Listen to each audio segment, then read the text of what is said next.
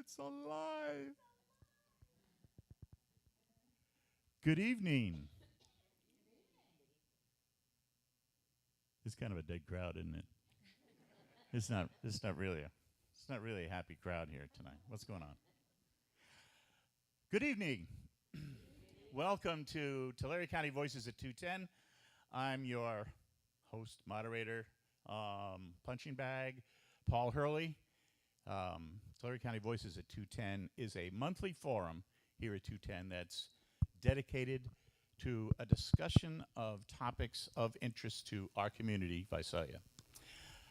We've had all kinds of topics, and we're kind of celebrating a milestone or birthday tonight, because I believe, I have to dig through the annals and records and attic, but I believe this is the 17th anniversary of this forum.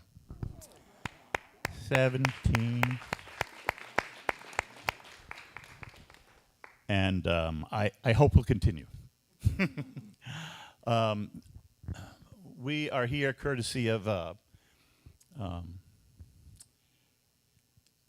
Visalia First Presbyterian Church, which owns this building, and we are very grateful for them to allow us, gift us this space once a month.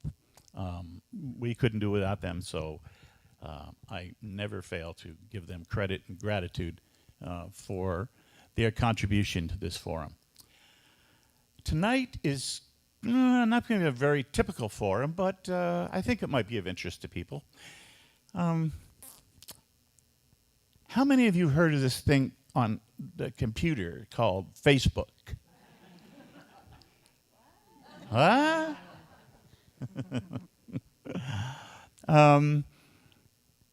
How many of you noticed that there aren't quite as many places to get local news in these parts these days?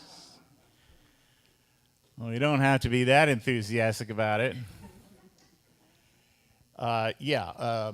Media is changing quite a bit, right?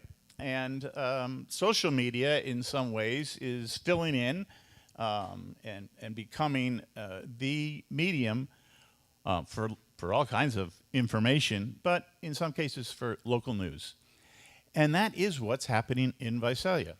If you've noticed the last few years, a thing has popped up on Facebook and then Instagram called the Visalia Stringer, followed closely and related the Visalia Watchdog. And they're going to tell you a little bit about what they do and how they get started, but just brief you that these folks have been providing posts on Facebook, information that includes news, mostly immediate breaking news, and short news, not real long takeout pieces about explaining how the IRS functions or anything like that, but incidents that are happening in the community that you might pass by, that might happen in your neighborhood, that you might have a question about. What happened there, I wonder? And in some cases, these outlets are the ones to find that out. We're going to find out a little bit more about them personally, how they do it and why, how it works, and what sort of obstacles they encounter in doing that.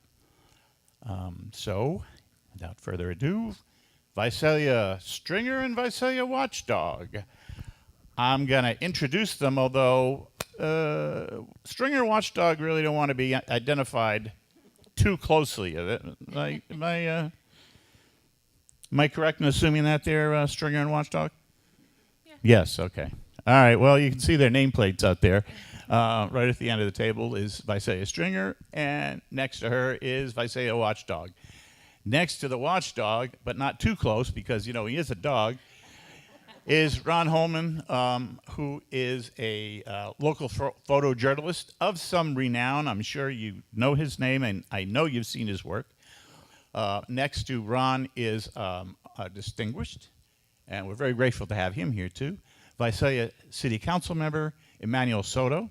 Thank you very much for being here. And last but not least, certainly, our police chief, Jason Salazar. Thank you all for being here. Could you give them a nice little round of applause so they feel welcome? What's this Stringer stuff all about, Stringer? So, my husband and I started Visalia Stringer in May of 2018, with the goal of bringing truth and real-time news to the public. With the growth in response to our page, we now have 6 people who work as a dedicated team. How many was that? I didn't get that. 6? Yes, sir. You want to pull the mic a little closer? No, thank you. Yep. It's really better to hold it in your hand, tell you the truth. Yeah.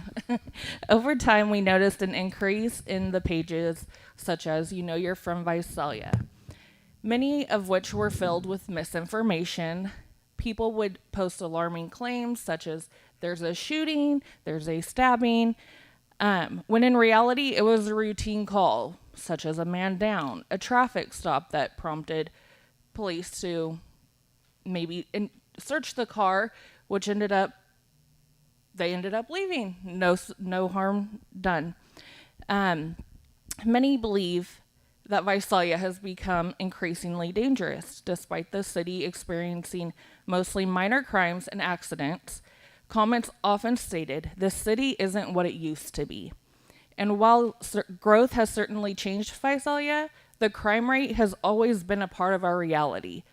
They just never really knew what was happening next door to them. People were often unaware of what was happening around them.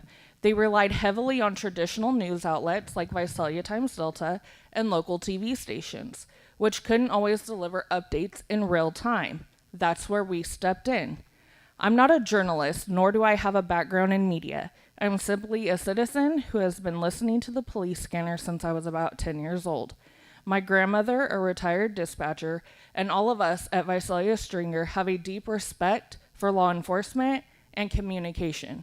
Through Visalia Stringer, we have been able to educate the public about when it's appropriate to call 911 versus when to use non-emergency lines. Unfortunately, maybe people don't trust the police. They're afraid to report incidences, which have made our role more important.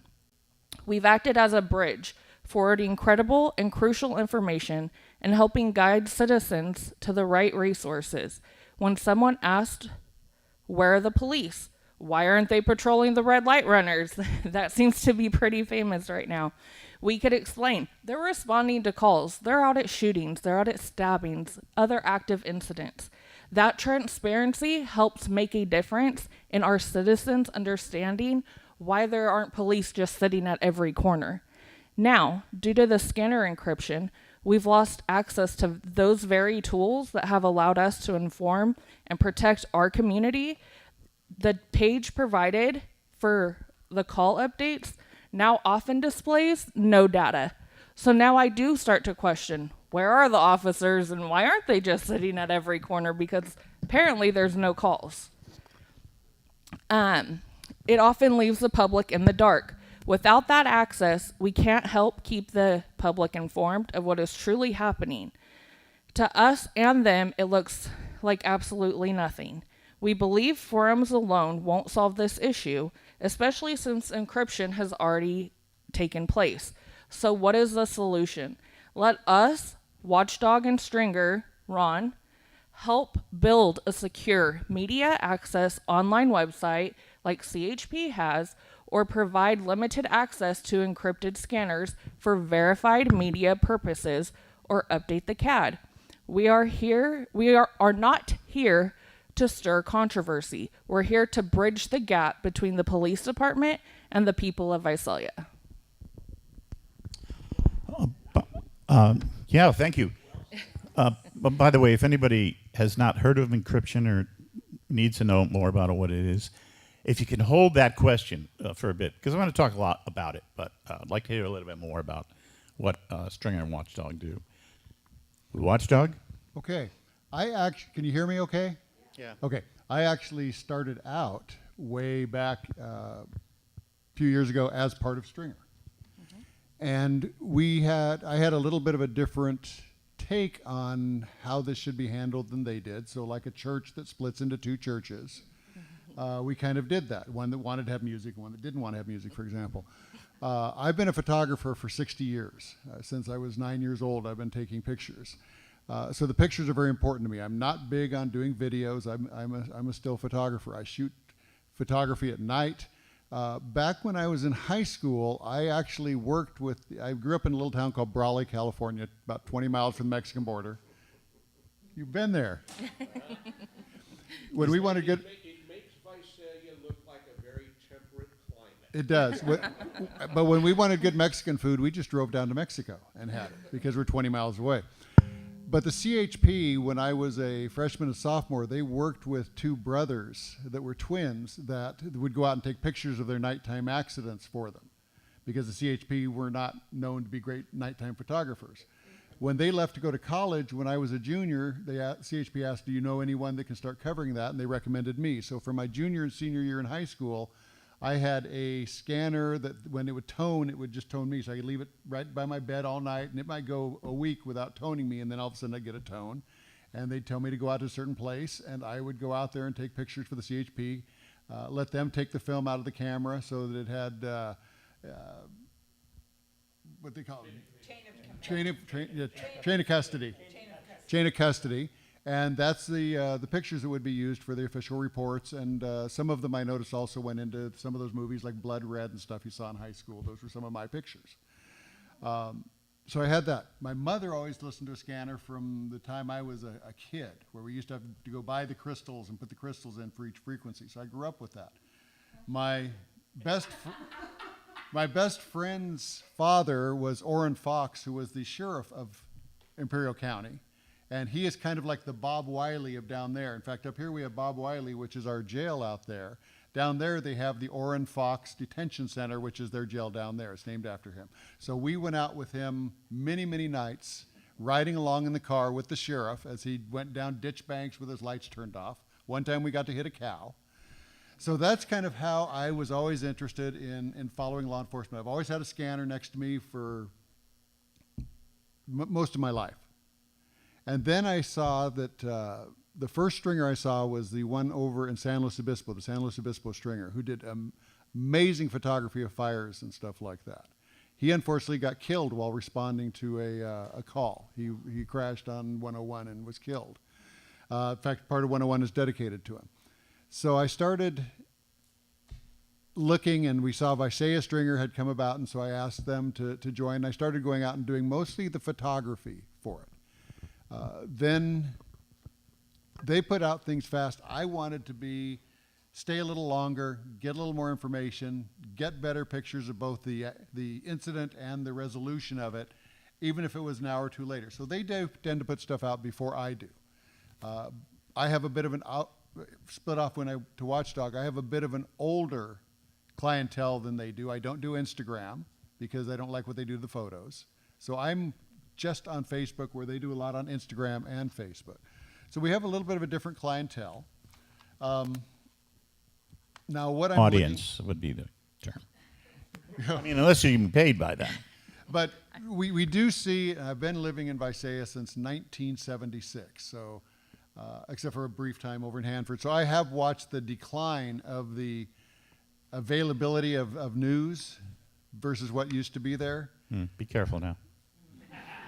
And it did leave a place where us citizens journalists could come in and fill that.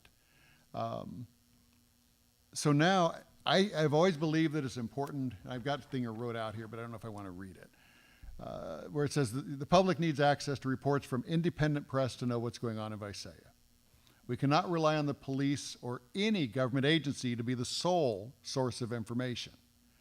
We have, through the history of this country, tried that in various times, and that ended up causing problems. If those of us that remember the Vietnam War know that the public perception of the war changed very much once they started putting journalists in with the units over there, and they started getting the real story versus the government story of what was going on in Vietnam. Things like that. The government has a history of wanting to control the information available to the public and only releasing information that makes them look good. It's critical that journalists be able to independently observe, document, and publish the details we find rather than just relay third-party statements, which would be like a VPD press release. The recent VPD trend to only put out a crime press release when they make a quick arrest is something that I have noted, that press releases from VPD tend to be of success stories. You get somebody robbed this person and they tracked him down in 30 minutes to an apartment and they arrested him, and that's the press release. Now, there was 6 other robberies that day where they didn't catch anybody, and we don't hear about those. But I think we need to hear about all the different sides, not just the success stories. Okay? So that's important for me. And I put in here that it's obvious that victims' families often rely on our post to understand what happened to their friends or loved ones. The public relies on our post to evaluate their safety and plan activities. We have a person out there that tells me he has changed the way he drives, especially on 198, based on the posts he has seen about the accidents both Stringer and Watchdog have put up. He's much more cautious, drives much more defensively. And if one has done it, I'm sure that there's hundreds have done it. Between, how many do you have now out there? 138,000 just on Facebook. And I've got 71,000. Now, a lot of those are going to be duplicates. But again, I have a little bit of an older audience than they do. So you find that this is valuable information to people. I think that kind of gives some of the history of why I am Visalia Watchdog. I've been doing this now for 4 years, 5 years, 4.5 years, counting the part with Stringer, close to 4.5 years. And it's just, I'm very proud of a lot of the things that we have done in terms of helping people. There's been multiple times where from either Stringer, usually Stringer because they got out first, versus where a missing child has been found, a missing adult has been found based on the information that Stringer or Watchdog put out. I've listened to accidents. One of the most recent ones was in front of Kohl's, which was a really photo-rich environment. One car ended up on top of 2 other cars that was trying to run away, and then 2 people jumped out of that car. One ran across the street from across Mooney. The other one took off the other direction. The police put out over the scanner a description of the suspect and what they were wearing, and it wasn't long until also next thing that came over the scanner, maybe a few minutes later, is somebody's calling in from Divisadero and they just saw a person matching that description walking in front of their house. Well, that never would have happened without them being able to hear it on a scanner. That's someone out there listening to a scanner. And then they called back and said, the dispatcher said, they're reporting the person has turned into the trailer park there. He's inside the trailer park. So the police went over in the trailer park and arrested him. And that's where the scanner can also be valuable, is I have watched kids be found, I have watched people be arrested because of information that people listening to the scanner have told to the police. Ron. And that's now disappeared. Ron, briefly, how's the scanner work? For you, or the Stringer and Watchdog? How does the scanner work? How does it work? How do you use it? So How is it employed? Is this on? Can you hear me? Yep, Okay. It works by, well, the newer ones anyway. He talked about crystals, so that's an older radio idea. I'll let you be older. How's that? Okay. That technology was replaced by digital technology that allows you to program the frequencies for whatever agency you decide to listen to, whether it's Visalia PD or McDonald's drive-through. It's all a frequency.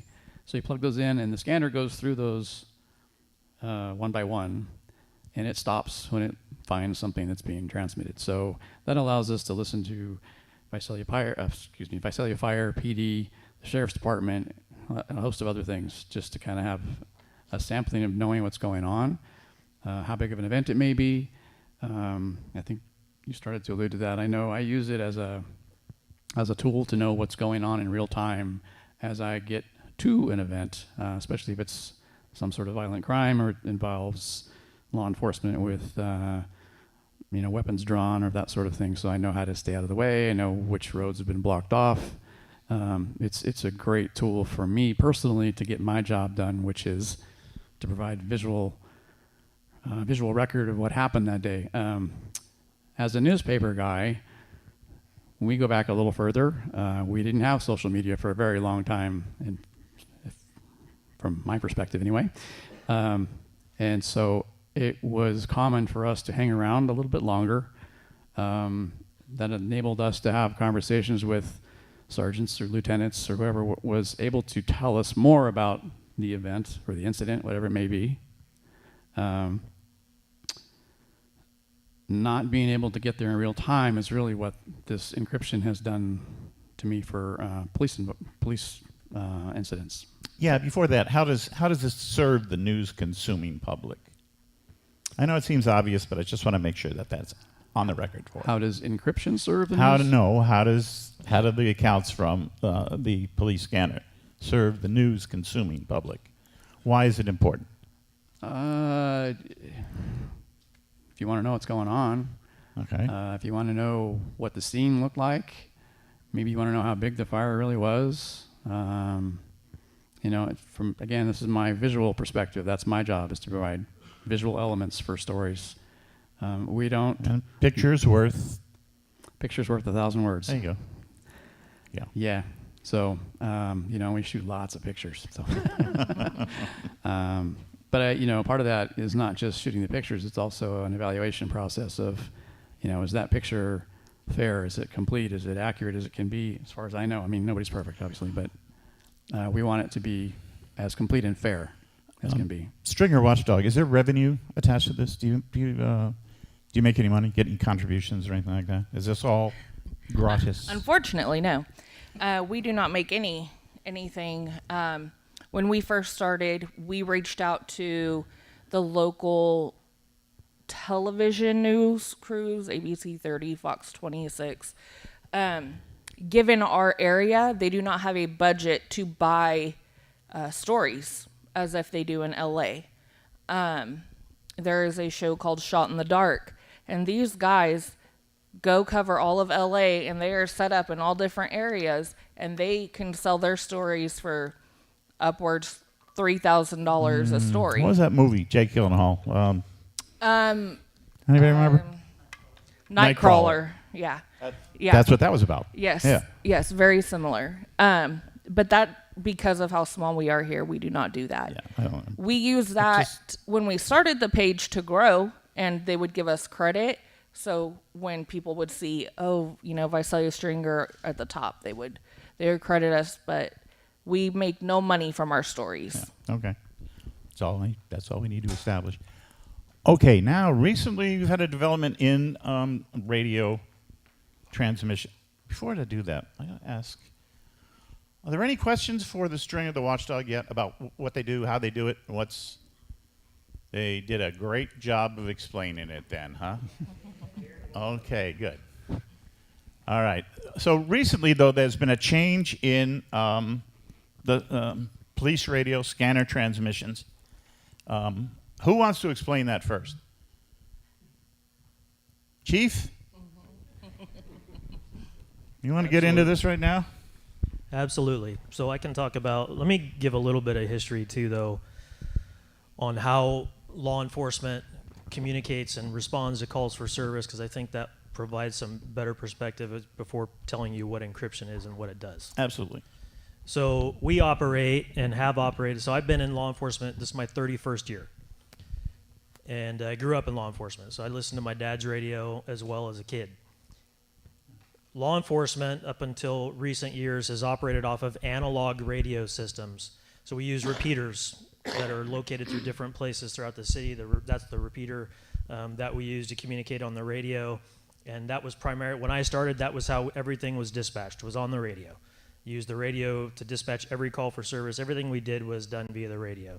Probably about 25 years ago, we started using, we call them MDTs, or mobile data terminals. So those are computers that are in the police cars. And over time, we use those. So some calls are dispatched over the radio. Some calls are not dispatched over the radio. Some calls are dispatched and sent to the officers via the MDT. So to clarify, even before we encrypted, not every call for service that the police responded to was put out over the radio. Some of them are dispatched over the mobile data terminal, and that never makes it on the radio. So a number of those types of calls happen. So even before encryption, there were calls and types of calls for service that we would respond to, or that we would be dealing with, that nobody listening to a radio could hear or know that we were out doing those things. We were using MDTs. Sometimes it's just easier to use a radio because it's more efficient and effective than having an officer looking at a computer while they're driving. So that's how we've been doing it. Encryption has to do with changing from the types of radio service that we use from analog to a digital type of system. So it uses digital, and the encryption means that it scrambles the signal so that a typical scanner that you might used to buy at Radio Shack, or buy it, I don't know, Best Buy or wherever you do it now. You could buy a scanner, or you could use an app on your phone, and you could hear what the police transmissions were. That's what they use, is either an app or a radio or a scanner to hear what our transmissions are. Encryption scrambles that signal so that you can no longer hear what is being said on the radio. So that kind of helps you understand what encryption means. So if you had a scanner 2 months ago and you were listening to police radio traffic, now that it's encrypted in digital, you are no longer able to hear what those radio transmissions are. You can't hear it. So we'll kind of stop there and see if there's any questions about encryption. Yeah, good idea. I'm gonna get to that. Yeah, one. he's going to get to that. I think first we'd want to, who else is out there asking a question? Go ahead. Can I? Oh. Yeah, you ready to give the question? I want to do a little clarification real quick. Most of the stuff that was going to the data terminals was irrelevant to us. That's like repos, cold call on a car that was broken window from 10 hours ago. They came out and found it when they got off work, things like that.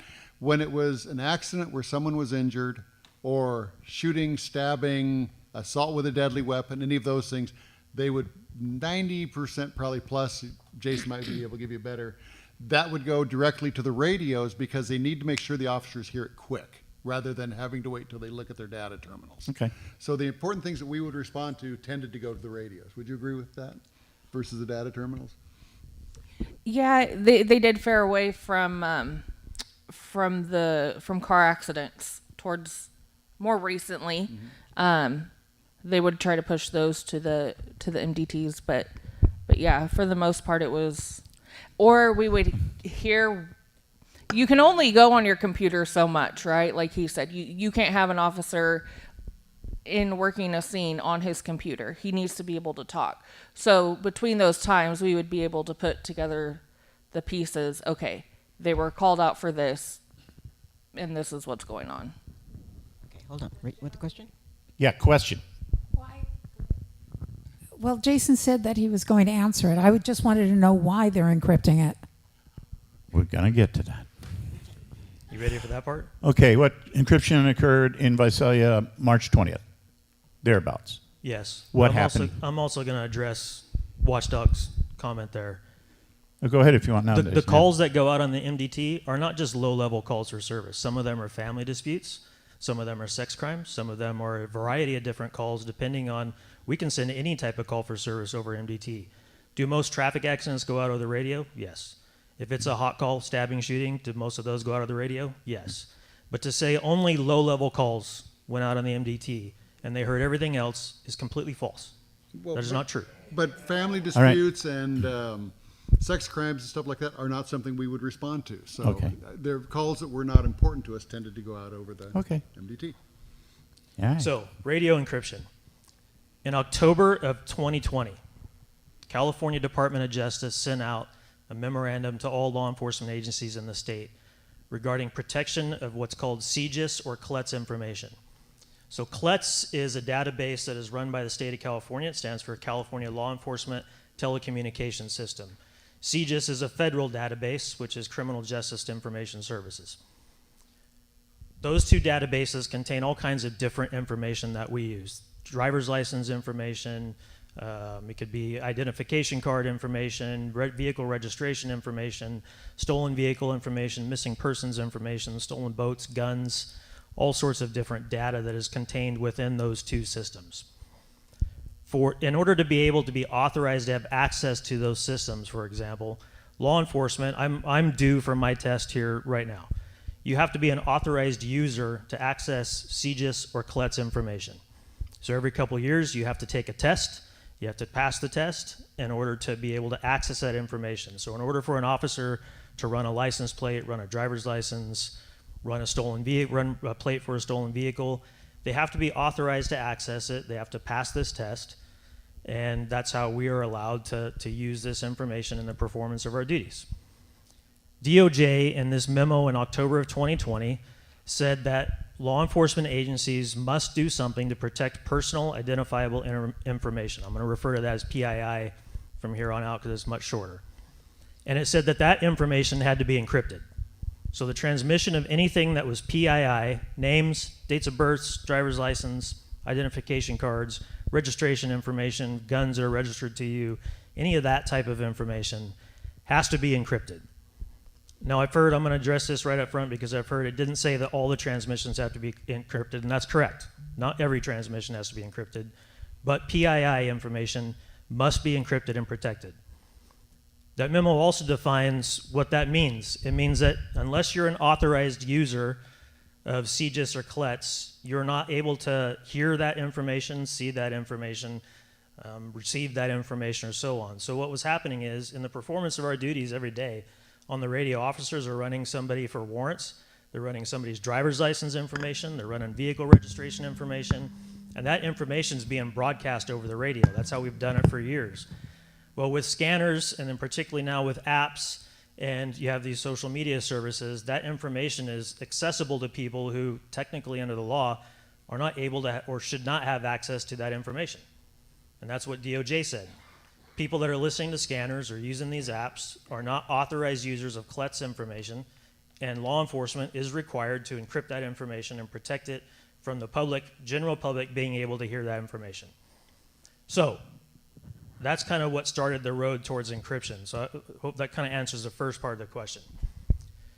There were different options. So this memo gave us until December 31st, I think, of 2021, if I'm correct, or actually it was December 31st of 2020, to reply to California DOJ with a plan with how our organization was going to meet that requirement. In December of 2020, we did not have the radio capabilities to encrypt. So we reached out to a number of different other agencies to see how they were approaching this situation. Some of them had responded with to DOJ with they're going to break up their transmission, so they would give a last name in one transmission, they'd break up the radio transmission, give a first name, and then break up the transmission, give a date of birth. They'd have to break it up. Some agencies had a separate channel that they could use to disseminate that information, although at the time most of them weren't encrypted. So basically you had three options. We submitted to DOJ our plan, which was going to be not to encrypt our channels, but to provide this information in broken up transmissions. DOJ responded back to us and said that was not an acceptable plan. So we had to come up with another plan. So that left us with two other options, either full encryption or a partial encryption. With that being said, we knew we did not have the radio equipment, either the hardware or the software, to do encryption at all. So that's when the ARPA funds became available. We saw that under the ARPA funds from the COVID relief during that period of time had a category that qualified for the use of this type of equipment. So we put in as one of the city's ARPA projects is about $1.8 million to upgrade our entire radio system so that we would have the capability to go digital and encrypt to meet this requirement. So that's how we got to acquiring the equipment. That's what led us to that point to do that. In the meantime, so 2022, 2023, there were a couple of attempts by legislators to pass legislation that would have prevented law enforcement from being able to encrypt. So quite a few agencies, I think by 2021, about 100 agencies throughout the state had already gone to full encryption with their radios. There was similar kind of backlash to those efforts. Two different bills, one in 22 and one in 23, were attempted to be passed through the state legislature to prevent law enforcement from encrypting. When that was happening, we put our project on hold in terms of moving to encryption, because if the state legislature would say we didn't have to do it, then we wouldn't do it. There was a different way we had to go about it. Both of those bills failed. So and again, the memo was still out there. We have to encrypt that information. So we were left with those two options. We either fully encrypt or we partially encrypt. Partially encrypt for us would have meant we leave one radio channel, maybe our primary channel. That would be what we call clear communications, which is what they've had for the last several years. You could turn a scanner on and hear all of our radio communications. Then it would have meant you would have had a second radio channel and that channel would have been encrypted. So anytime an officer would have had to run somebody's name or run a vehicle or run anything that was either CGIS or CLETS information, they would switch channels to the other channel that was encrypted, do the business on that channel, and then go back to a primary channel. We spoke with a number of different agencies throughout the state on how they approached it. Most of those agencies fully encrypted. We talked with our dispatch staff, and it would have required us to staff a second channel, actually a third channel. One difference from us and other agencies, our dispatch center dispatches for police, for fire, and for animal control. We typically have maybe about 4 dispatchers on staff. So one dispatcher is dedicated to police radio, second dispatcher is dedicated to fire station, and then 2 others that are 911 or call takers on the phones. It would have required us to add a third radio channel that we would have been required to monitor full time. And we knew that we did not have the staffing with the issues that we had in dispatch staffing to be able to run 3 channels and do calls and answer 911 calls. It had too much of an impact on our dispatcher operations and our staffing, so that was one issue. The other issue that we had was it would require an officer that was out on a scene, maybe inside a house on a family disturbance, maybe out on a traffic stop, maybe out on another type of hot call. If they were going to run anything that was CGIS or CLETS related, they would have to switch to another channel, take care of that business on that channel, and then switch back to the primary channel. We just didn't feel that was operationally made sense. And so when we approached this, I looked at it with 2 key priorities. My first key priority is we have a responsibility to respond to the calls for service and provide for public safety in Visalia. That is my first priority, to make sure that we handle those and provide for public safety as effectively and efficiently as we can. That's priority number 1. My second priority is to make sure that my staff have the operational ability to do that and to do that safely.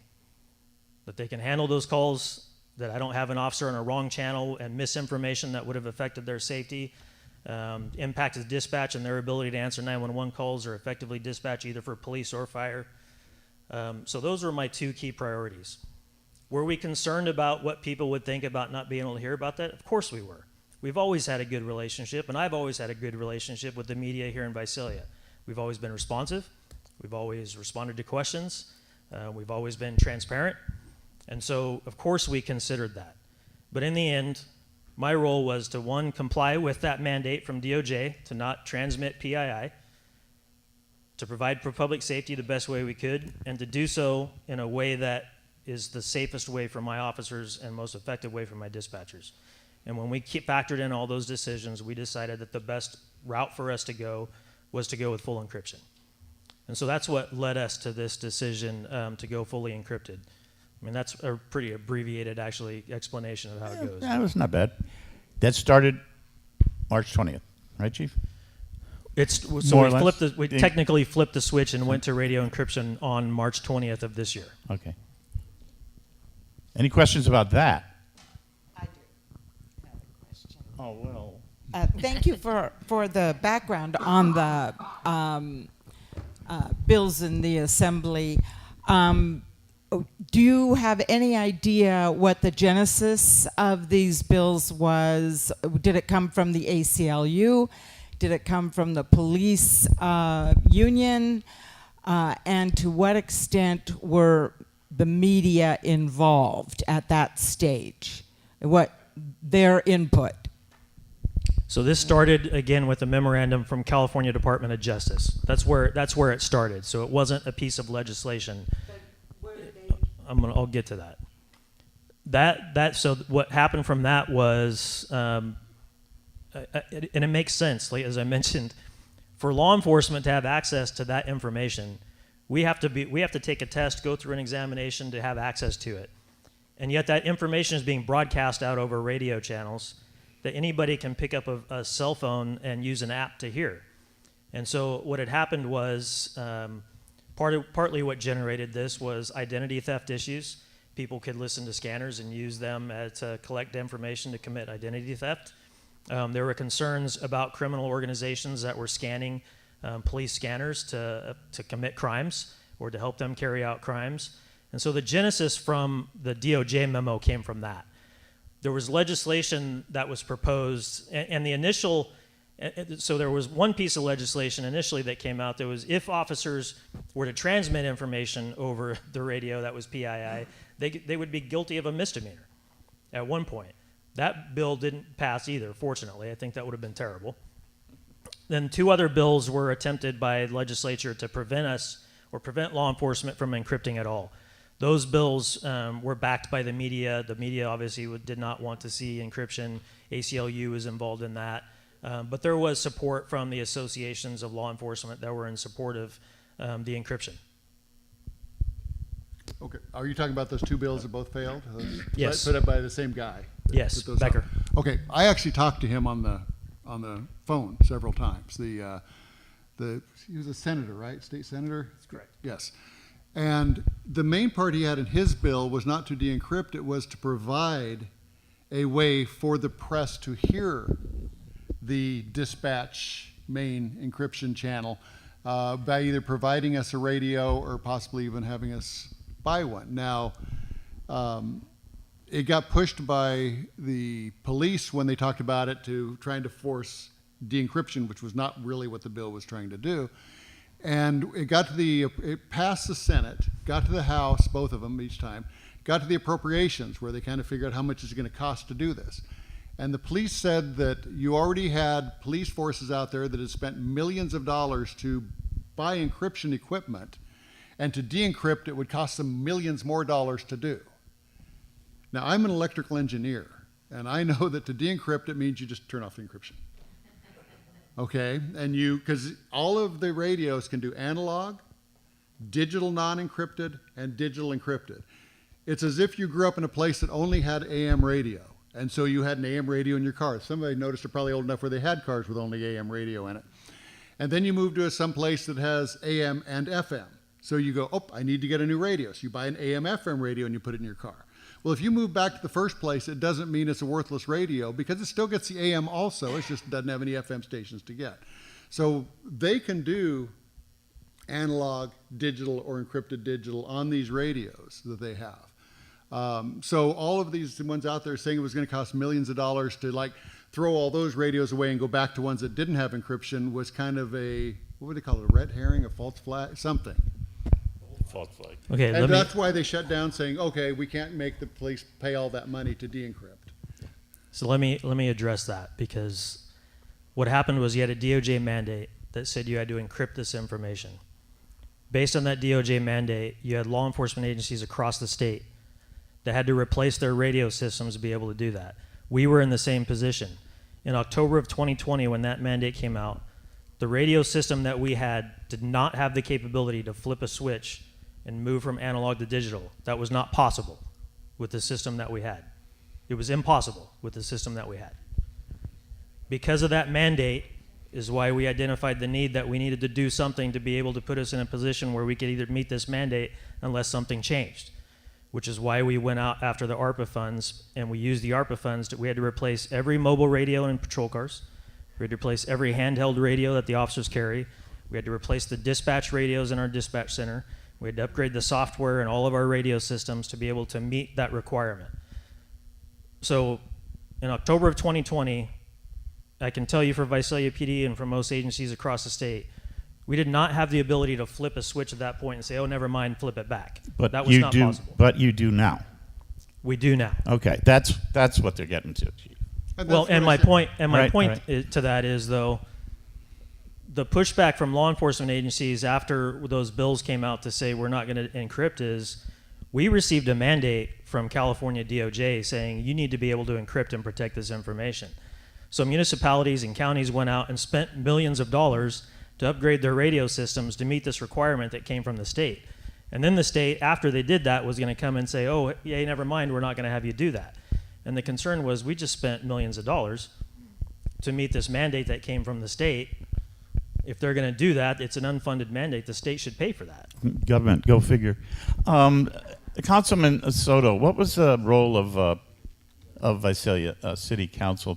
You probably weren't even on the City Council through most of this, huh? I wasn't. Good evening, everyone.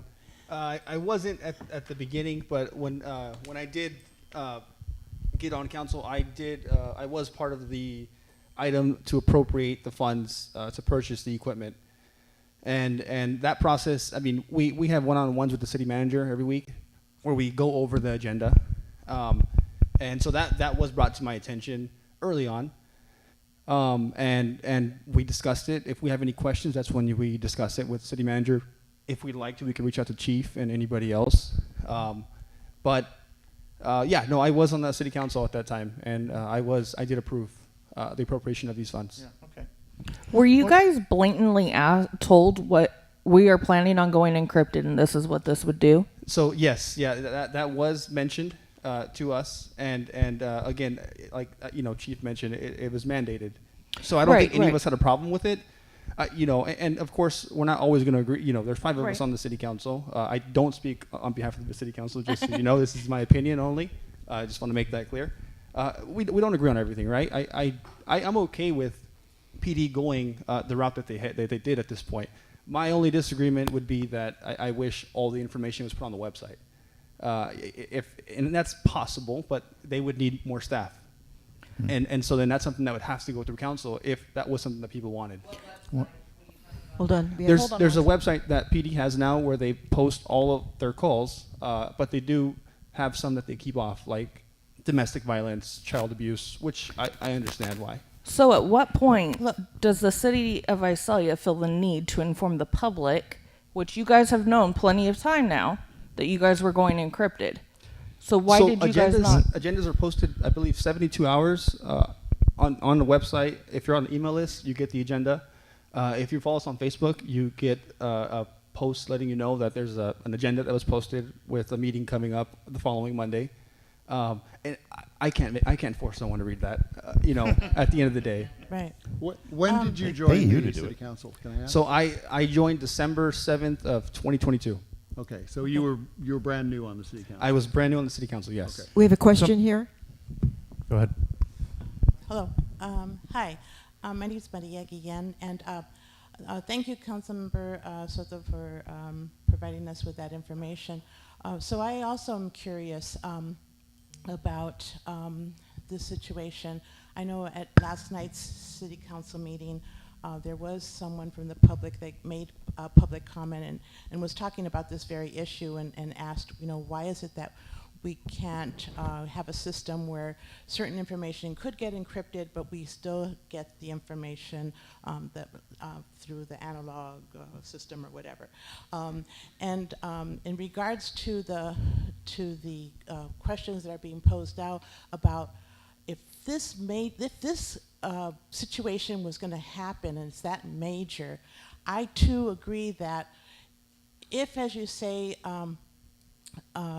Chief Salazar, that you had good relationships with all these other folks in the media and so forth, wouldn't it have been a really good option to clue them in that this is change is happening, and not that we would have to rely on making sure that we look at the city council agenda for these big ticket items? I know that this has been an issue in the past, and so that's where this question comes from. I see there are a lot of angst when this doesn't happen. I think we could do better in that regard. So thank you for that question. So I'll give you a little bit of some timeline stuff. So March 20th is the day that we actually went to radio encryption. On March 3rd, I met with Stringer, Watchdog, and the Visalia Times Delta to tell them that we were moving to, ultimately within a couple of weeks, we were going to make the switch. So we had a meeting with them a couple of weeks before that. However, over the course of the last probably 4 years, this has not been a secret. The folks at this table knew that encryption was coming. I have had conversations with them on multiple occasions and heard their concerns. They were obviously not happy knowing that we were moving in the direction of encryption. I've had conversations with several of the people at this table or in the room about moving towards encryption that have occurred over the last 3 or 4 years. So it wasn't a surprise to them that it was coming. We met with them March 3rd and told them this is the date, or it's going to happen, it's ultimate now, and we're within a couple weeks of it occurring. So this wasn't a secret that was in our back pocket that we pulled out on March 20th and said, surprise. People knew that it was coming. The council was informed. The people at this table knew that encryption was coming. They'd expressed their concerns to me. I'd had a number of conversations with them about it.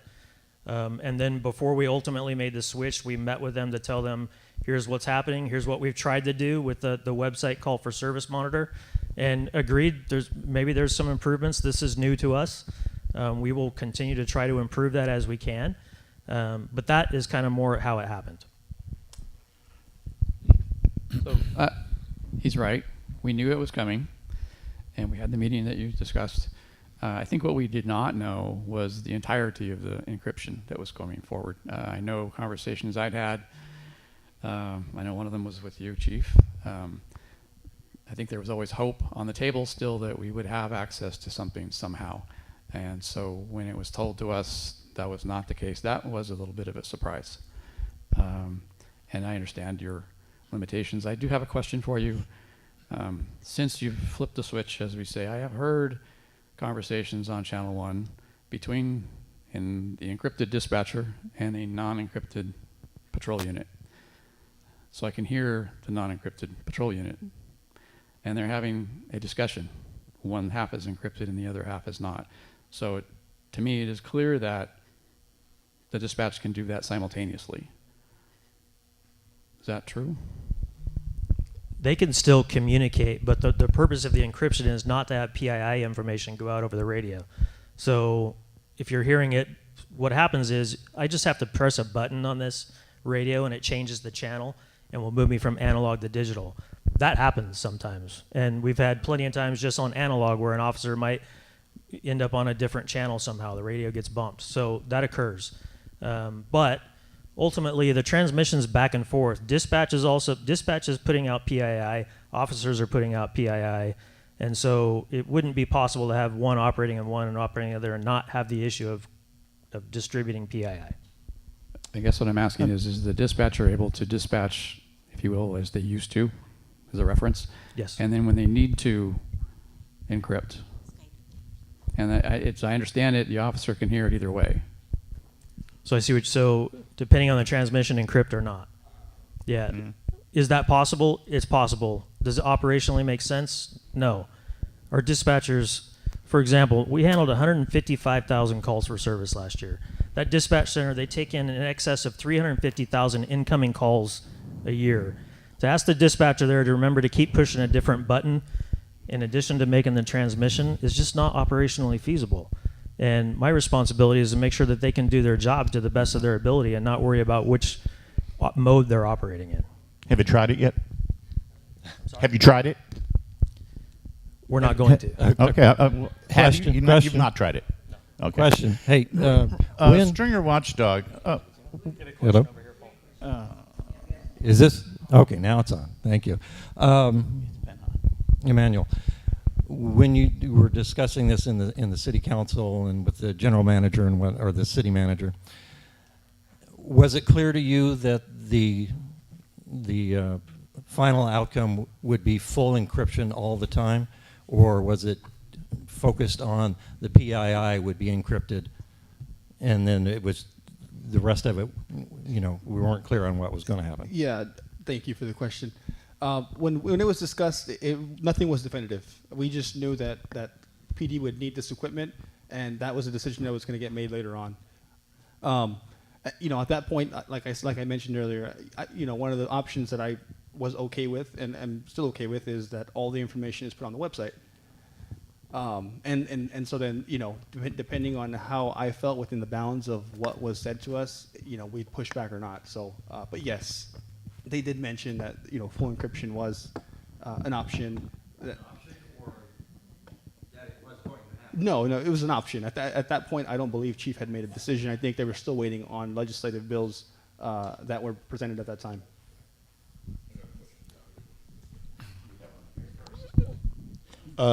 Chief, I want to say I support you 100% in your decision to go with the scrambled transmissions.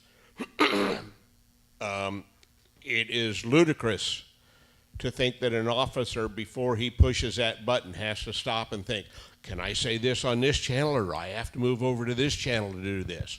Make their job as simple as you possibly can. They've got enough other problems than to worry about that. The other thing is that the idea that my tax dollars have to pay money so that these people can do their job is ludicrous. They are a private entity. They've got to figure it out how to do it on their own. And so, no, spending a whole lot of money so that some channels they can listen to and some they can't to and stuff like that. I'm sorry, I do not support that in any way, shape, or form. There are other ways that they can do it. You have things on the web page where they can go look stuff up and things like that. They're just going to have to learn to work with the new tools the same way. Okay. I don't think anybody's asking that, by the way, sir. Next question. I don't agree with you. Hey, Chief. I met you a couple of times before. My question is, I respect you very, very fully. CHP, how do they do it? How do they do which part? Well, they run names and stuff. They run over a computer, correct? Why can't you do that? Like, why can't we, why say PD do that? Why do they run names over the computer? Yeah, I think the PPI or PI. That's a good question. I think, CHP, I have a ton of respect for them. They have a different function than a municipal police officer does. So there's a number of differences. And I'll address a couple things that CHP does that we're not. So for one, they're primarily traffic officers. They're not handling family disputes in homes. They're not responding to a shooting call or chasing someone on foot. They do chase people on foot, but you understand they handle different types of calls for service, primarily traffic collisions and making traffic stops. That's their primary role. So when they do that, they have more of an opportunity, and to some degree, I don't agree with some of the tactics, but that's how they do it. They can go back to their car in a traffic stop and run it on an MDT. We train people not to do that because I don't think it's as safe. Our officers, I'd rather be focused on what's happening in the car. Traffic stops are dangerous. Most officers that are killed in line of duty are killed in a traffic stop. So I would prefer that they keep some control and be able to watch what's happening. A lot of times too at night, CHP officers work two-man units or two-person units. And so you'll have two officers, one that can get in the car and run an MVT, and the other that's handling a report or writing a citation. We typically do not have two-person units. But would you agree that, I listen to Scanner and I do that too. There's always a field unit. There's always. Usually is, but again. The first officer, if they feel it's okay, they'll wave the guy out. Okay, so let me give a different example. And a traffic stop's not the best example, but when an officer goes to a family dispute, which can also be very dangerous situations, the officer's out of their car, they're inside of a residence, they're dealing with a heated family dispute. Maybe it's a domestic violence call or so on. One officer is usually with one person, and another officer is usually within line of sight with talking to the second person.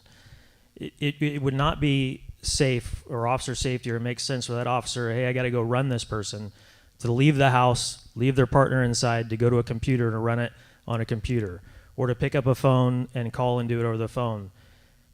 For their safety and for their ability to do their job effectively, it's much easier for them to click on the radio that they have right there and maintain control of what they're doing and keep their safety. So it's a different scenario. When you're in a house dealing with a call, you're not going to, hey, hold on a sec, I'm going to go outside and run you real quick. You may have trouble getting back into the house. You don't know what's going to happen. You're outside of the line of sight of your partner. Those are issues that they face, and so I just think it's a different dynamic. And those are the things that we consider when we make those decisions. Okay, but couldn't they just push the encrypted button to broadcast the PII and then push? I don't know if you just let it off or have to push it again to go back to the other channel. That doesn't seem like a big ask at that point. I think it is in the heat of the moment. Usually they're not running, if they're in an active fighting somebody or something like that, they're not running PII at that time. It is settled down by the time they run PII. I think the goal of my question is, Stringer, Watchdog, we don't respond to the 415s, all that other stuff. We respond to traffic accidents, shootings, the bigger stuff. Accidents are our main thing. And we want our community to know, hey, this is what's happening here. Avoid the air a little bit. I think CHP's computer system is a whole lot better. Is there a way we can do something like that with Visalia? Yeah, CHP's computer for their calls for services, much better. Absolutely. They also have people that are dedicated in order to update that information and remove the PII. They have someone whose job is to sit there and update that computer data entry. I don't have someone to sit there and whose sole job is to update that data entry so that the public can have it on the website with more levels of detail. I don't have that. If you have questions, I wish you'd hold them. Now, having said that, okay, I have some questions to ask. So, having said that, I'm aware of the complaints of what is currently on our system, and I'm not saying that we won't be able to improve that down the road. There won't be some changes to come to that down the road. Potentially, there's software that helps kind of do that for us, and that would be great, and we could put more information on that. So we're aware of that. And when we rolled that out, we told them, look, this is new for us too. And we understand it's not going to work perfectly. There's going to be some bumps in the road. There's probably going to be some things that we need to improve. I acknowledge that. And will we look for ways to do that? Sure. If we suddenly can fill up our dispatch and have someone sit there and put that information out, then we could consider that. If there's software that will do it for us, that'd be fantastic. But we're not there right now. No. Please. Stringer Watchdog and Mr. Holman, to the extent that you can. How did things change after police radio transmission was encrypted on the scanner? How did things change as of March 20th? How did what you do and what you post, how was that different from what you had posted? So for me, again, we have 6 people manning our page, okay? So for me specifically, I'm utilizing the tool. I'm not too big on what happened. Okay, it's happened. How do we move forward? How can we adapt and grow and still keep the public informed? So I'm on my handy dandy little website that they've provided, and I see that there's a traffic offense that happened at Lovers Lane and Noble. That traffic offense, there's not an officer in sight. But my messages are blowing up saying that there is a pursuit driving by houses on Mill Creek or Douglas. It may have been Douglas. So I go to where our amazing followers are telling us to go to. And there, sure enough, officers all the way from about the Mill Creek where the little creek runs, all the way down Lovers Lane, down Douglas, they are searching for something, we don't know what. And down the street was multiple police cars. All of the neighbors outside, most of them had lawn chairs. They were watching the show.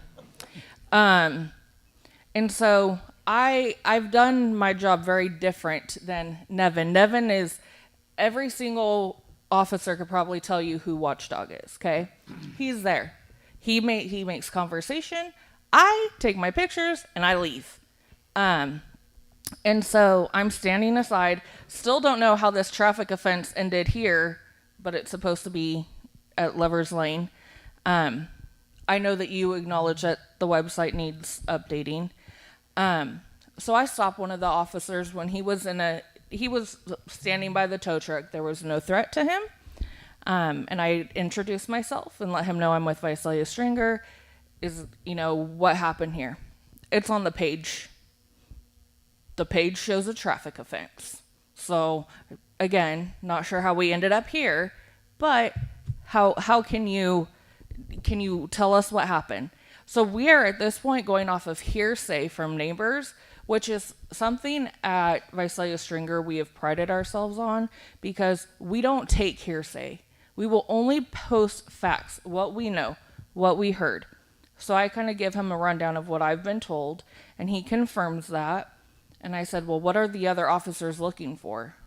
Well, I don't know. I don't know of any other officers that are out there right now. Okay, so that's great. But why can't we there's no PII in them telling me what happened. Why not the transparency at that point? You were explaining an incident that happened recently, right? Right. How's that different from previously? That's what I'm asking. What has changed? Because we are able to. So prior, we're able to hear the scanner. We're able to hear there's a pursuit taking place from a failure to yield from 7-Eleven. We're going this direction, and something was tossed. Okay, that's normally what something was tossed out of the vehicle. Can another unit stop and check to see what that was? And then this is where they end up. One person was taken into custody, and that's what we hear on the scanner. But prior to the call, we hear a couple was fighting in their vehicle, and that, what would it be? It would just be like a 415 family, someone saying that someone's fighting in their car.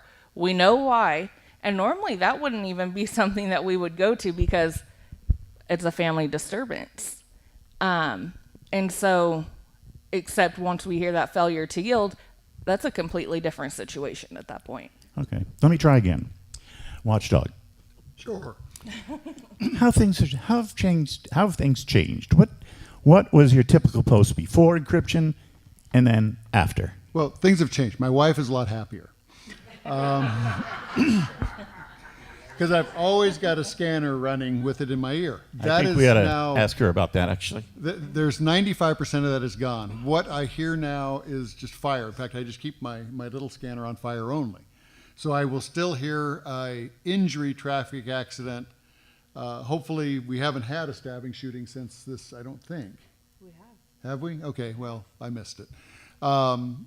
So there's a lot less traffic on the scanner, but then a lot of times you'll look on this app of theirs, which shows the calls, and it will show traffic offense, check welfare, self-initiated, check welfare, traffic offense. Now, none of that sounds like much, but then the next day they've arrested a guy for having 20 pounds of methamphetamine, 6 guns, and all of this stuff on one of those traffic offenses. We don't know that. All we see is traffic offense. It never gets updated. Or the last murder we had here in town started as a 415 family disturbance. So that will not go on here at all. Yet it ended up being a murder. So we would not have known about that. So a lot of things have just disappeared, and we have to wait until we get a press release. Now, that one was right before they encrypted, so we caught that one, the 415 family. But now, if that happens again, we won't hear about it.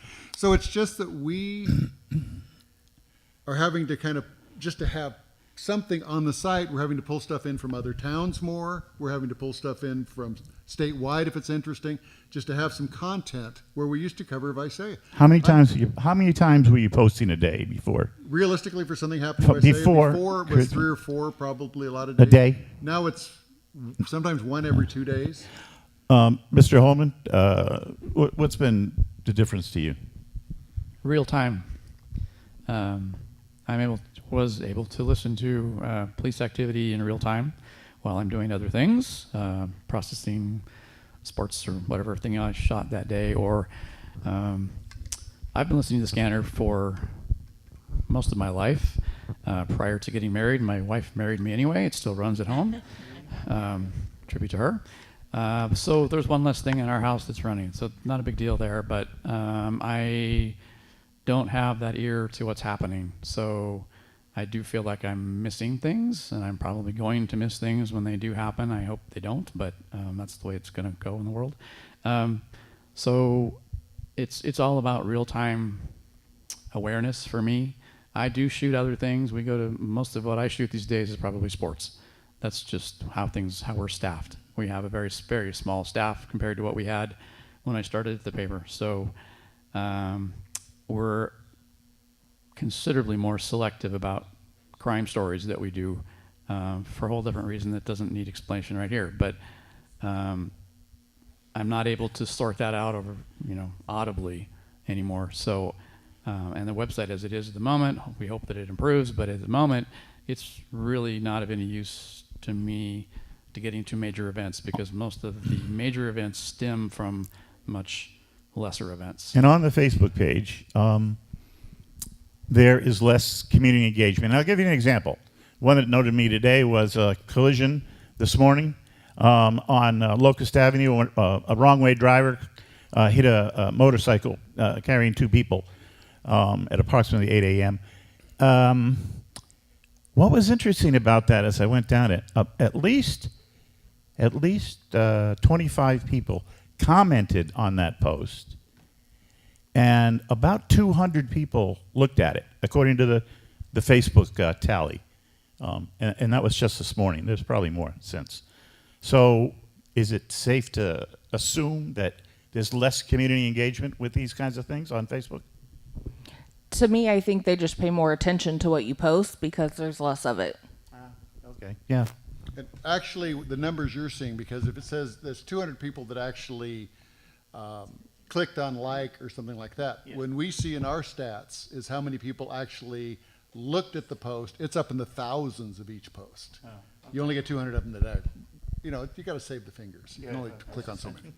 Councilman Soto, I would like to go back to something you said. I'm not sure I understood it correctly.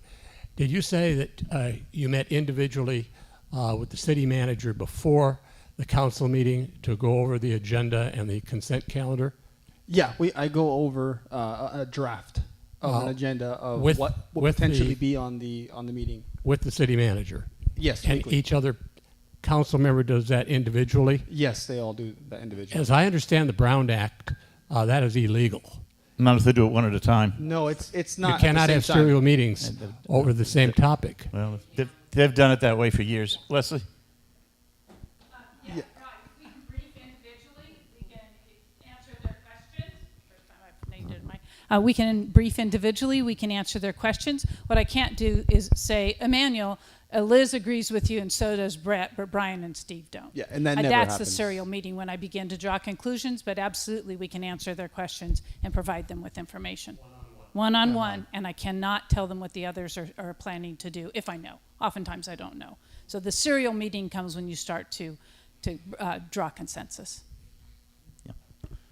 Yeah, I generally don't share how I feel about a certain item. Maybe Bill, she can guess with the questions I'm asking, but I don't tell her this is how I feel about this item.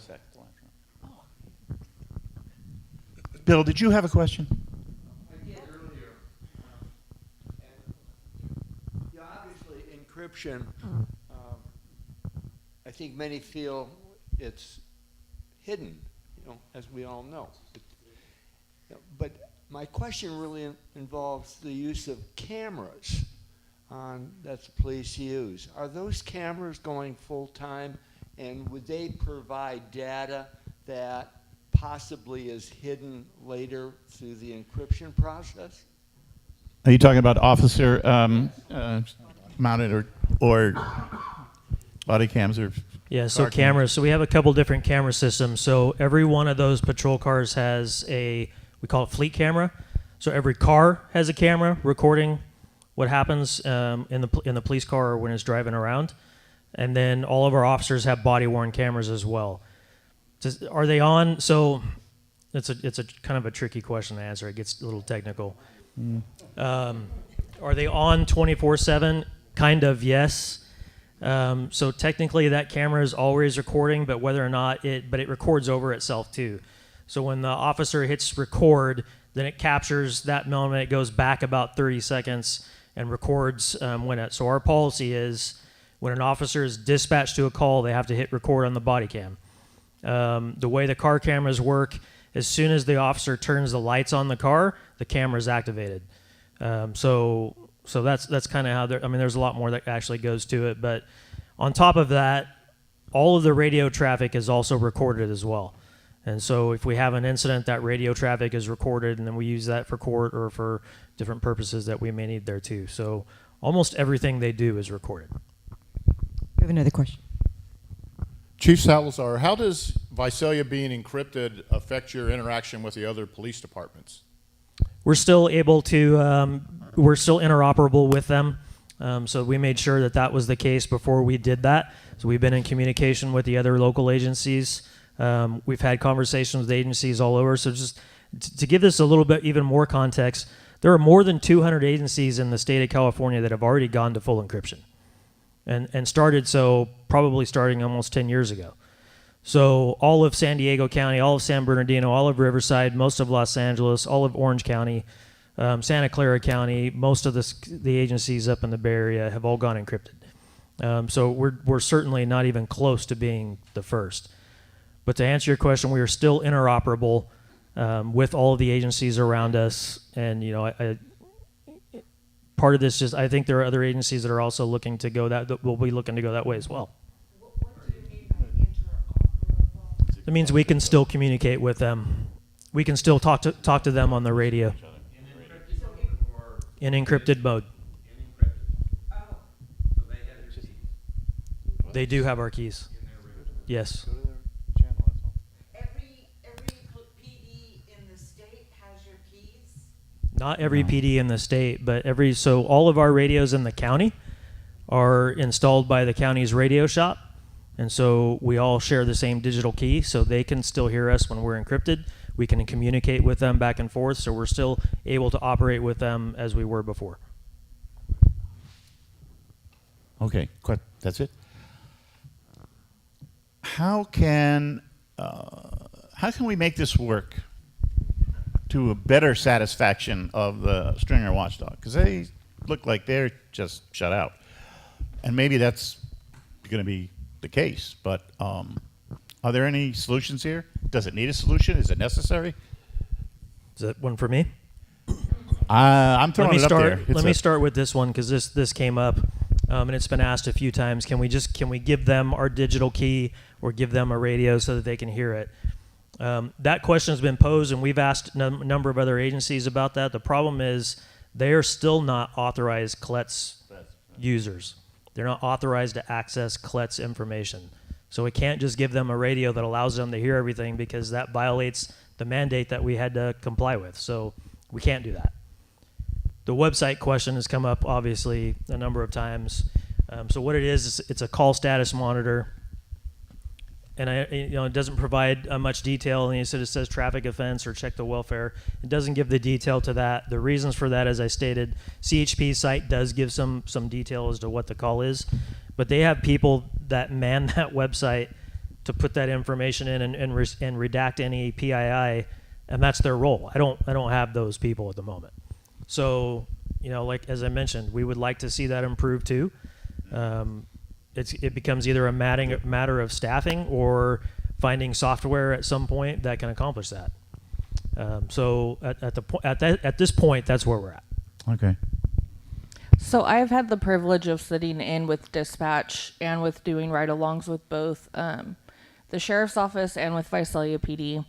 I know that when calls are put in, that notes are put in also.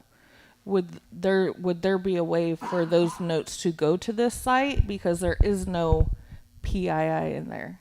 At the moment, no. Sometimes there are PII. Okay. And now the do is, so what feeds that status monitor is, we call it our CAD system. It's computer automated dispatch system. That's kind of the brains that run our dispatch center.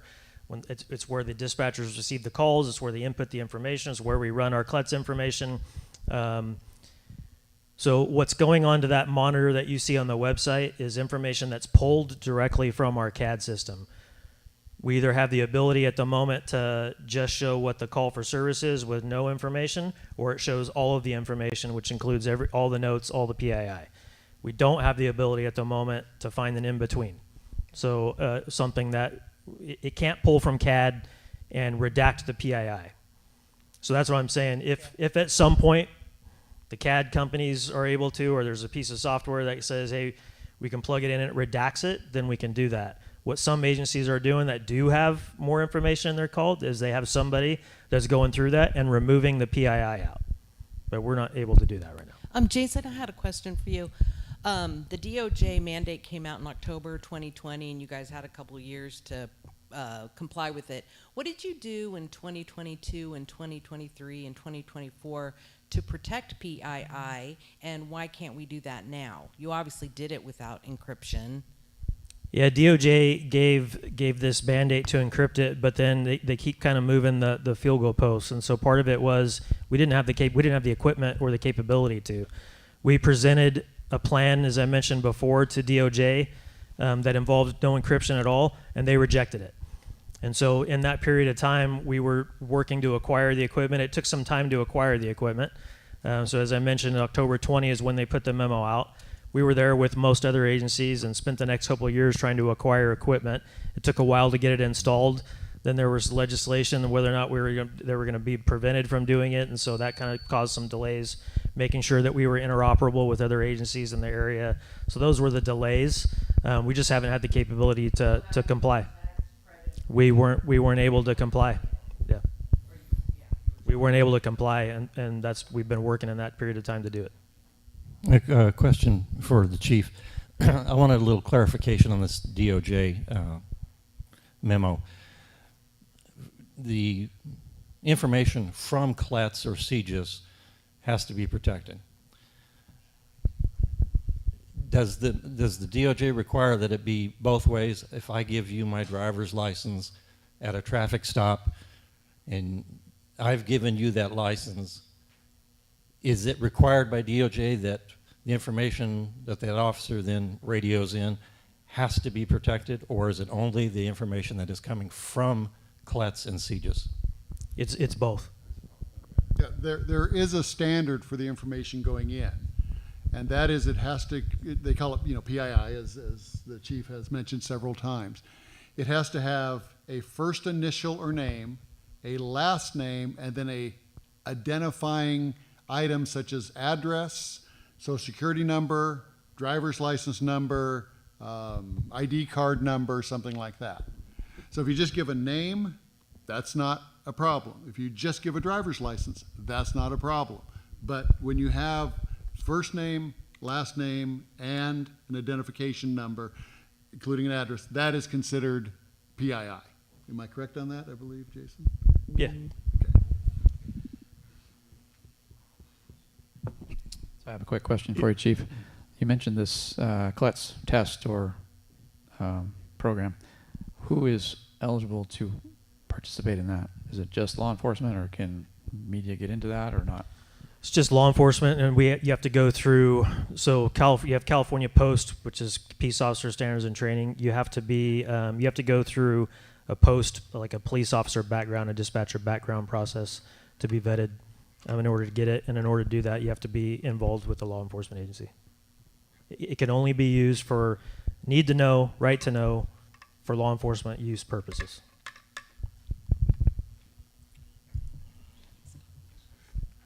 Stringer, watchdog. Well, one of my ongoing concerns is when we had our meeting back, was that the 3rd? I think you said it was, of last month. When we had our meeting on the 3rd, it was, we're going to encrypt, which we knew was coming. And here's what we've done for you. Here's this website, which is, I've never, since this started, I've never gone to a call based on seeing it on the website. First of all, I think my wife would get really mad if I sat there with my phone or my computer open to that site all the time, just looking, watch it, and I can't obviously look at it when I drive. That's illegal. So that has never been anything, and I appreciate that they are trying to improve it. They're looking at ways to improve it. But what they have not done in looking for ways to improve it is ask us what we could use as improvements. They're just going to decide what the improvements are and tell us, just like they did with the initial setup of it, where rather than involve us in what do you need, is there a way that you can think of that would work maybe with our current system? Because I don't know all the police side of it. They don't know all of our side of it. And so having a communication back and forth on that, I think, could be very worthwhile. What would be your suggestions?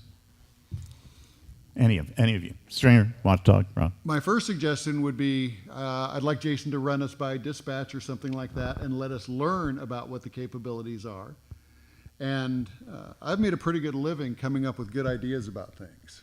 And so maybe I would have some input to that, and Jason could go, oh, well, that's something we can look at. I'm coming at it from a different angle with a different set of eyes. I might see something that he doesn't see. You might see, Stringer might see something that they don't see because we're coming at it from a different direction. Where he might say, well, we can't do quite that, but maybe we could do this. And we work to a compromise that works for both of us better than the current system. Because this current one, I called it worthless when it first came out. I stand by that thing. It is absolutely worthless. What, the website? The website. Website, the whole system. Yeah. Website. Is it you? Jason, you were saying that is it CLETS? Is that the acronym? Is a certification that's required in order to receive non-encrypted communications. Is it what's involved with that, and is it possible for journalists to go ahead and get certified? That's what Ron just asked. Oh, I'm sorry. Yeah, the answer is no. It's you have to. Yeah. It can only be used for law enforcement purposes on a need to know, right to know. Do you think there's any potential for that to change? Yeah, I don't think that will change. No. Okay. And is there a media organization that would want to lobby for that? I will tell you that there are, in researching this whole encryption thing, again, knowing we're not going backwards, we're only going to go forward. Back east, and I want to say it was in Philadelphia, they had passed a bill that media could have access to the encrypted scanner. How a bill even comes about, that is not, again, I am just a citizen here. I know nothing about bills. Call your state legislatures. Okay. So, and in Philadelphia, was it at the municipal level, as far as you know, or at the I state don't level? know. What I know is a bill was passed for media to be able to access the encrypted scanners to be able to provide the news to the public. You wouldn't be able to do anything with it at the municipal level. So CLETS is run through California DOJ, and those have been policies in place for as long as I can remember. CGIS is operated through the FBI, and these are the standards in order to protect personal information and confidential information. It's information that is only accessible to be used for law enforcement purposes.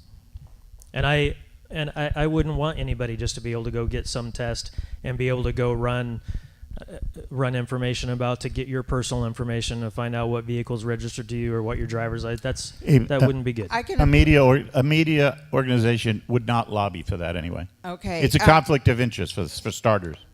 Okay. But I don't think, I'm not hearing from these media representatives that they want that PII. They just want to know what's going on.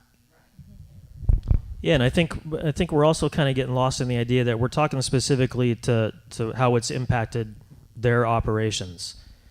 There are more people than the media, though, that can hear police scanners and can hear what's happening on the radio and get access to that information. It's not just the people at this table. It's not just the media. You could download an app on your phone right now and pick up a scanner and listen to a police agency in Tennessee if you wanted to, if they're not encrypted. So it's not just, this law isn't just about shutting the media out. That's not what the intent of that law was. It's not what the purpose of it was to shut the media out.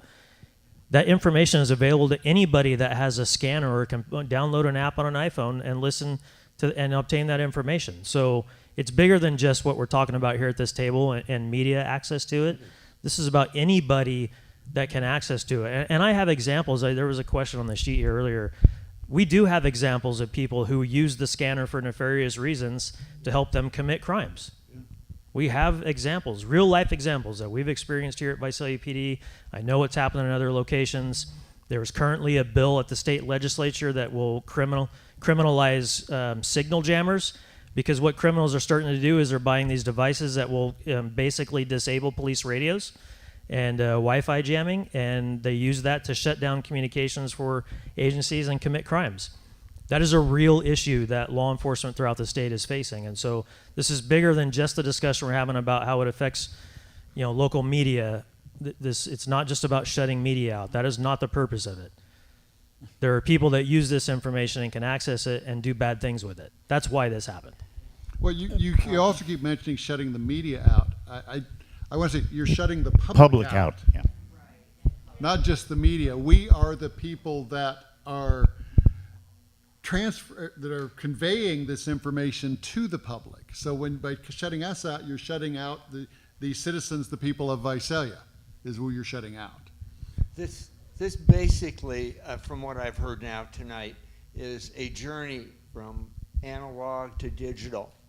And we also know that the way technology is going, AI will probably do much good in terms of sorting through the digital communication.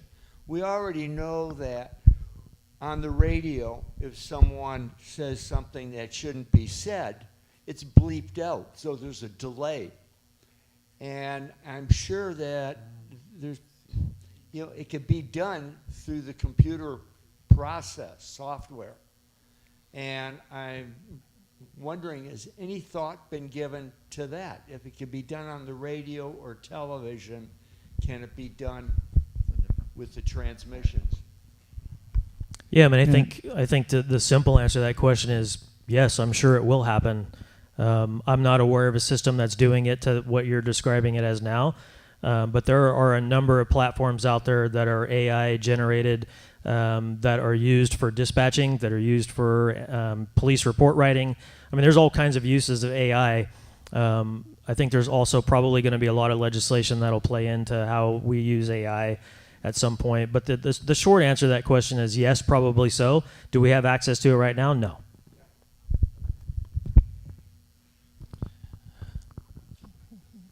Retired dispatcher here, 25 years at the sheriff's office. At some point, Visalia is going to reach a size where one channel is not going to be enough. And it's probably past that point already if you really think about it. To me, it seems like the best compromise is to have the primary dispatch on channel 1 in the clear, analog, so that everybody can hear it. Switching to channel 2 encrypted for running warrants and driver's license and all that PII is a bit of a hassle. It does affect dispatch, but when we went at the sheriff's department for the longest time that I was there, the primary channel operator had to run all the CLETS information as well, and that was very difficult to keep up with. That's why the sheriff's office instigated the channel 3. And there's a learning curve with that to get your units used to switching and still being aware of what's going on. And I think that eventually we're going to have to do that in Visalia regardless, just because of the growth of the city. Your primary radio channel is going to be too busy to run 4 people on a traffic stop.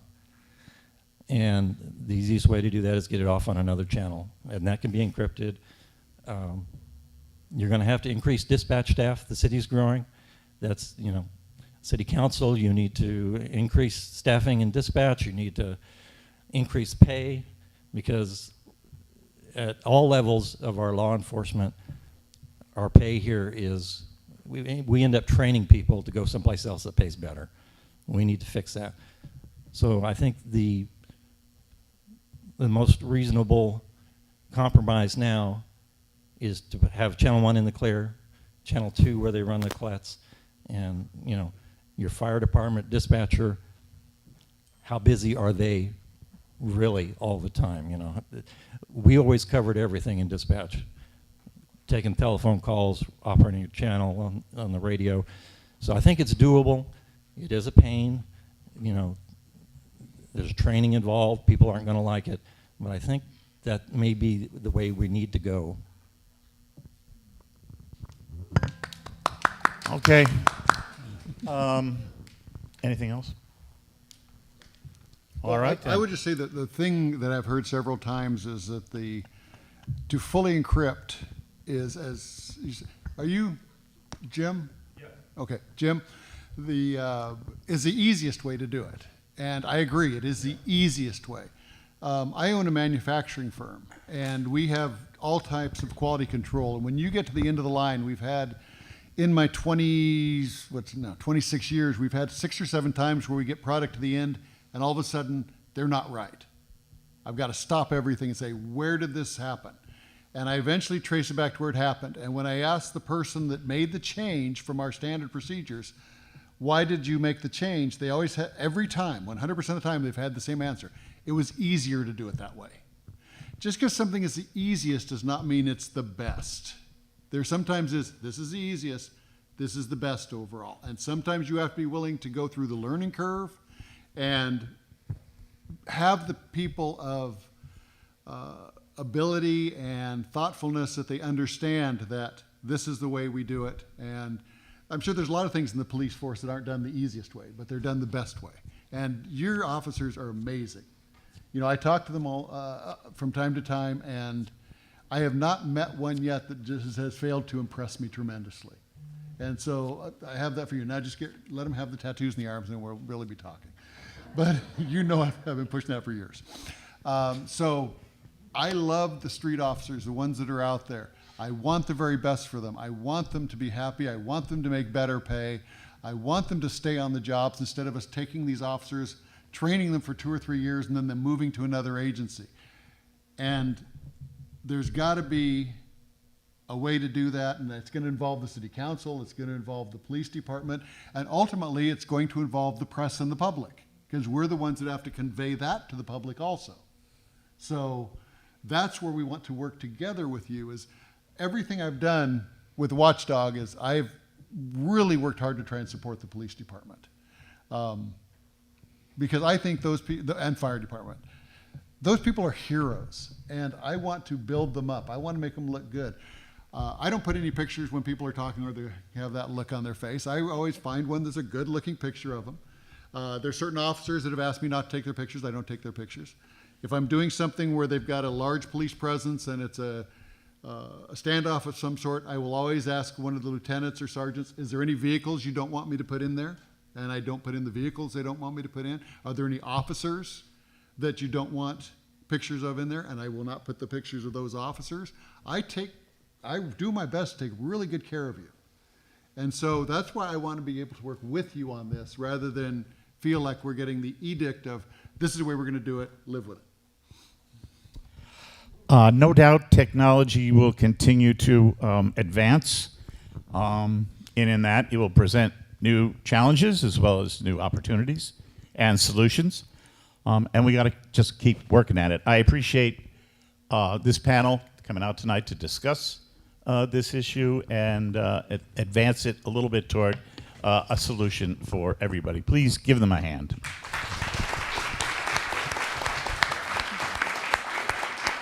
Thank you, Stringer and Watchdog. Mr. Holman, thank you very much. Councilman Soto, appreciate you being here. And, of course, Chief Salazar. We all appreciate the work that you and your department do. Okay, that's it for this time. Come back next time. I think it's May 13th. Yeah. One more. Thank you and good night.